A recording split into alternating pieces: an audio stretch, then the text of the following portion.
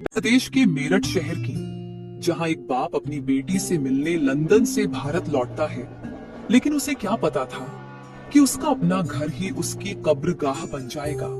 बहुत ही लंबे सफर के बाद सौरभ अपने घर के दरवाजे पर पहुंचता है। अरे सौरभ, तुम सच में आ गए। मैं तो मान ही नहीं पा रही थी कि तुम इतने दिन बाद अचानक लौट आओगे। तुम्हें देखकर ऐसा लग रहा है जैसे मेरी सारी थकान एक पल में उड़ गई हो। अरे भला आता कैसे नहीं। आज तो मेरी लाडली बेटी का जन्मदिन है। भले ही दुनिया का कोई काम कितना भी बड़ा क्यों न हो, लेकिन मेरी नन्ही परी की मुस्कान से बड़ा कुछ नहीं हो सकता। मैं तो बस उसकी आंखों में वो चमक देखना चाहता हूँ जो उसके चेहरे पर हर साल इसी दिन आती है। सौरभ की आंखों में चमक थी। अपनी बेटी से मिलने के लिए एक पिता की ममता झलक रही थी। वो सीधे अपनी बेटी की ओर बढ़ता है और अपनी बेटी के पास जाकर कहता है, कैसी है मेरी बच्ची? क्या मुझसे नाराज हो कि इतने दिन बाद आया हूँ? देखो ना, तुम्हारे बिना तो मेरा एक एक दिन अधूरा लगता है। आज तुम्हारा स्पेशल दिन है और तुम्हारे पापा का भी, क्योंकि जिस दिन तुम आई थी उसी दिन से मेरी दुनिया पूरी हुई थी। मैं बिल्कुल ठीक हूँ पापा। आपको देखकर तो मेरी सारी थकान और उदासी एक पल में उड़ गई। आप जब होते हैं तो सब कुछ अच्छा लगता है। देखो, आज तुम्हारा बर्थडे है ना, तो मैं लंदन से तुम्हारे लिए ढेर सारा गिफ्ट और खिलौना लेके आया हूँ। हर एक चीज सोच समझ कर चुनी है, ताकि मेरी गुड़िया को देखकर लगे कि पापा को सब याद है। सच में पापा, आप सबसे अच्छे हो। कोई भी गिफ्ट आपके जैसा नहीं हो सकता। आपके आने से ही मेरा बर्थडे खास बन जाता है। हाँ बेटा, सबसे अच्छे सिर्फ तुम्हारे लिए। और बताओ बेटा, पढ़ाई कैसी चल रही है? टीचर कुछ कहती तो नहीं? कोई तंग तो नहीं करता? तुम्हारा हर सपना सच्चा हो, बस इसी के लिए तो पापा इतनी मेहनत कर रहे हैं। बिल्कुल ठीक चल रही है पापा। पढ़ाई भी अच्छी चल रही है और मैंने आपकी दी हुई पेंसिल से ही होमवर्क पूरा किया है। मैं आपकी गुड़िया हूँ ना, आपको कभी निराश नहीं करूंगी। अरे, आप दोनों बातें बाद में करना। फिलहाल आप इतनी दूर से आए हो, लंबा सफर तय करके जरूर थक गए होंगे। थोड़ा बैठिए, अपनी सांसें समेटिए। मैं आपके लिए अभी ठंडा पानी लेकर आती हूँ। लेकिन मुस्कान का चेहरा सिर्फ बाहर से मुस्कुरा रहा था। अंदर ही अंदर वो किसी और ही सोच में डूबी थी। जैसे ही वो रसोई में पहुंची, उसका असली चेहरा सामने आया। उसने मोबाइल उठाया और एक नंबर डायल किया, और वो नंबर मुस्कान के आसिक साहिल का था। हाँ बेबी, बोलो, कैसी हो? सब ठीक है ना वहाँ? तू ठीक तो है ना? बोलना क्या है, मेरा पति, मेरा बोझ घर आ गया है। अब सुन ध्यान से, तू वो बेहोशी वाली दवा लेकर मेरे घर के बाहर जल्दी आ जा। देर मत करना, समझा ना? जैसे ही मौका मिलेगा, जैसे ही ये अकेला पड़ेगा, हम इसका खेल खत्म कर देंगे, हमेशा के लिए। बस बेबी, 2 मिनट में लेकर आया। वैसे भी तुझसे किया हुआ वादा कभी अधूरा छोड़ा है क्या?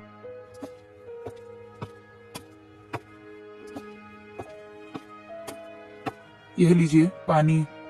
थोड़ा ठंडा है, लेकिन आपके लिए खास रखा था। इतनी लंबी यात्रा की है आपने, धूप, धूल और थकावट सब चेहरे पर दिख रही है। पहले ये पानी पी लीजिए, फिर जरा हाथ मुंह धो लीजिए, ताकि आप थोड़ा तरोताजा महसूस कर सके।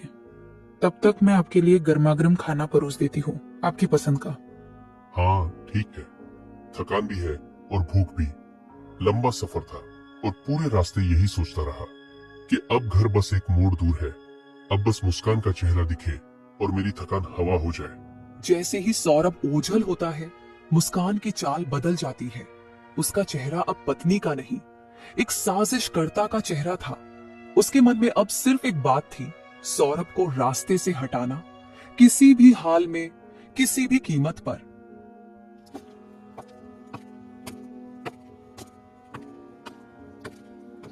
मुस्कान घर से बाहर तेजी से निकलती है।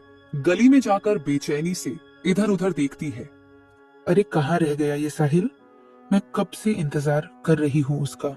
घड़ी की हर टिक टिक से बेचैनी बढ़ती जा रही है। कितनी देर हो गई, अब तक आया क्यों नहीं? हर मिनट में लगता है जैसे सब कुछ फिसल जाएगा हाथ से।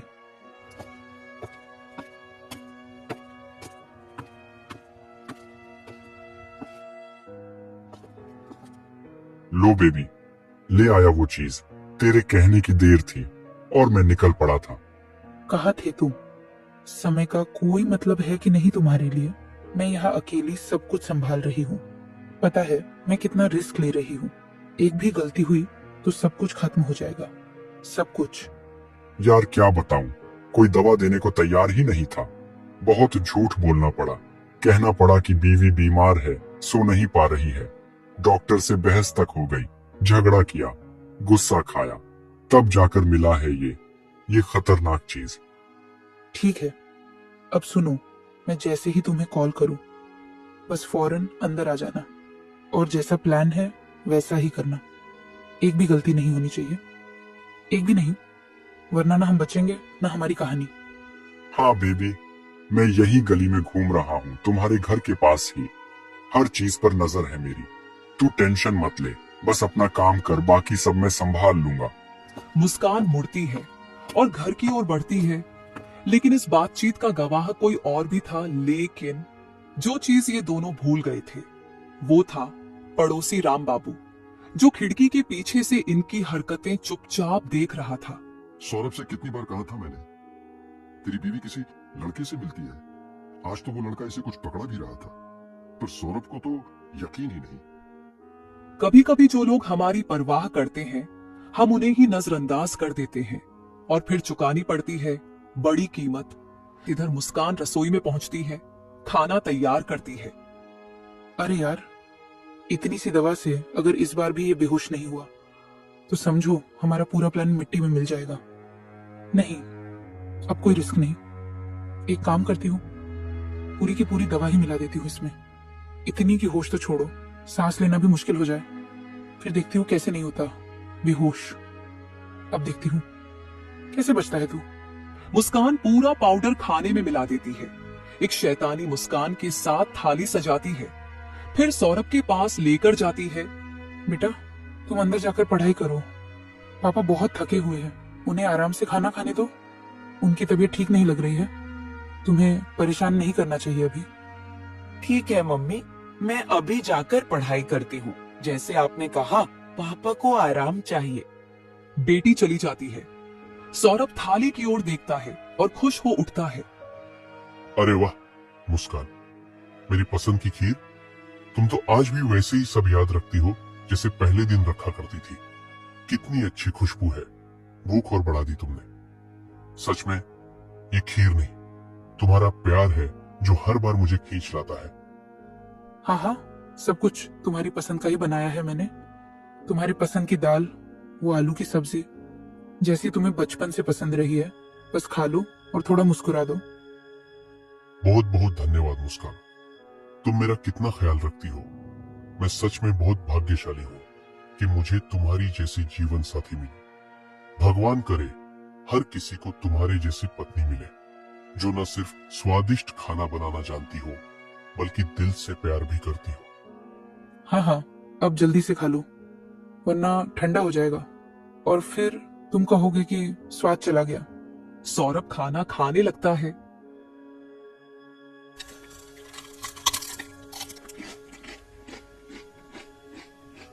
अरे मुस्कान, तुम भी आ जाओ। तुमने खाना बनाया पर खुद कुछ खाया नहीं। बैठो ना, मेरे पास एक साथ खाना खाते हैं, जैसे पहले खाते थे, याद है ना? ना नहीं, मैंने तो खा लिया। मैं तो बस चाहती हूँ कि तुम आराम से खाओ। सौरभ दोबारा खाने में लग जाता है।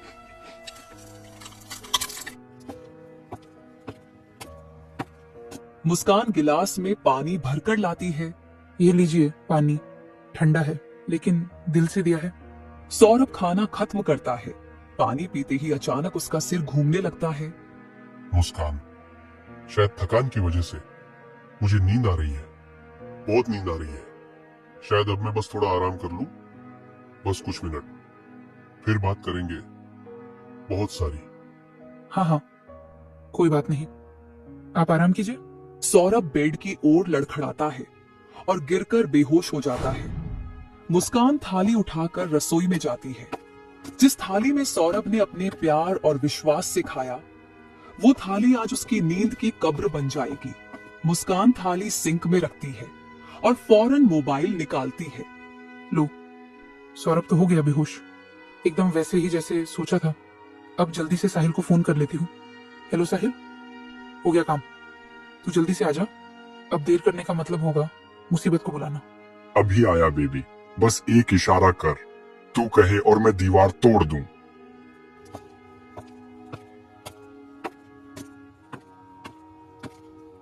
कुछ ही मिनटों में साहिल घर के पिछवाड़े से अंदर घुसता है।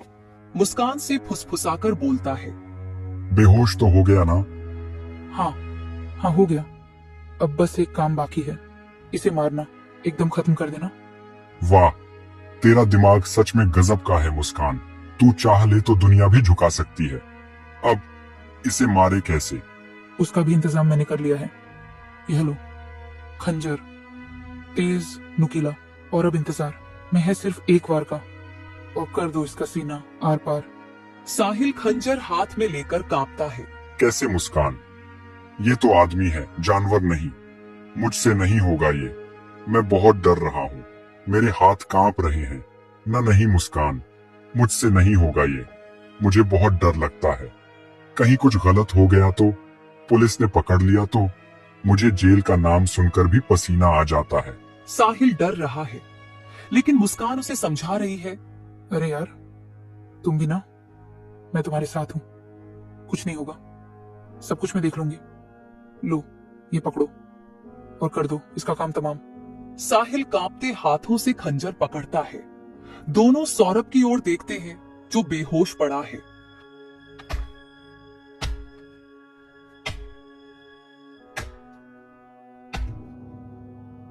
अगले ही पल खंजर की चमक लहू से गीली हो जाती है। जिस इंसान ने सब कुछ खोकर अपनों को पाया था, उसे उसी के अपने मौत के हवाले कर रहे थे। पर शायद किस्मत अभी पूरी कहानी कहने को बाकी थी। जैसे ही खंजर सौरभ के सीने में उतरता है, पीछे से एक चीख सुनाई देती है, पापा। मुस्कान और साहिल दोनों चौंक कर पीछे मुड़ते हैं। बेटी कमरे के कोने में खड़ी कांप रही होती है। अब क्या करें मुस्कान? ये तो सब देख चुकी है। उसकी आंखों में डर नहीं, सवाल है। अगर किसी से बोल दिया तो हमारा पूरा प्लान मिट्टी में मिल जाएगा। चुप रहो, मैं देखती हूँ, कोई शक न कर ले। अब हम एक कदम भी पीछे नहीं हट सकते। वो बेटी के पास जाती है, उसे कंधों से पकड़कर झकझोरती है। अगर तुमने किसी को कुछ बताया ना, तो तुम्हारा हाल भी तुम्हारे पापा जैसा कर दूंगी, समझी? ये मेरा घर है और यहाँ वही होगा जो मैं चाहती हूँ।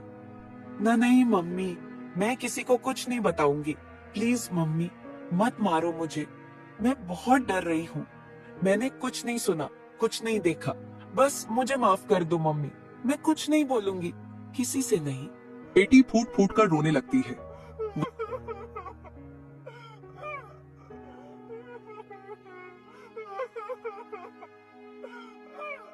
दूसरी तरफ मोहल्ले का पड़ोसी राम बाबू अपने घर में बैठा होता है। अरे ये चीख कैसी? ये आवाज तो सौरभ के घर से आई है। कहीं कुछ गड़बड़ तो नहीं हो गई? राम बाबू घबराकर उठते हैं और तेजी से सौरभ के घर की तरफ भागते हैं। लो मुस्कान, हमारे रास्ते का कांटा सदा के लिए साफ हो गया। अब कोई हमें अलग नहीं कर सकता। अब कोई हमारे बीच नहीं आएगा। हाँ, अब हम आजाद हैं। कोई हमें रोकने वाला नहीं, कोई नहीं जो हमारे सामने खड़ा हो सके। चलो एक काम करते हैं, बाजार से सीमेंट लाते हैं और इसे ड्रम में पैक कर देते हैं, वरना मोहल्ले वालों को इसकी बदबू आ जाएगी। सारा खेल खुल जाएगा। हाँ चलो, जल्दी चलो, कहीं कोई शक ना कर ले। हमेशा की तरह सब कुछ साफ सुथरा लगना चाहिए। गुनाह को छुपाने के लिए अब नया गुनाह होना बाकी था।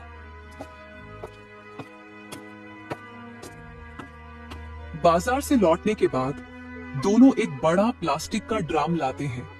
सौरभ की लाश को काटकर ड्राम में पैक कर देते हैं। बेटी एक कोने में सहमी हुई बैठी है। ले, कर दिया इसका काम तमाम। पूरे 15 टुकड़े करके डाल दिए इस ड्राम में। अब तो भगवान भी इसे खोज नहीं पाएगा। किसी को अब भनक तक नहीं लगेगी, न पुलिस न पड़ोसी, सब कुछ खत्म। हाँ, अब ना सौरभ है ना उसकी परछाई। अब बस मैं हूँ और मेरी आजादी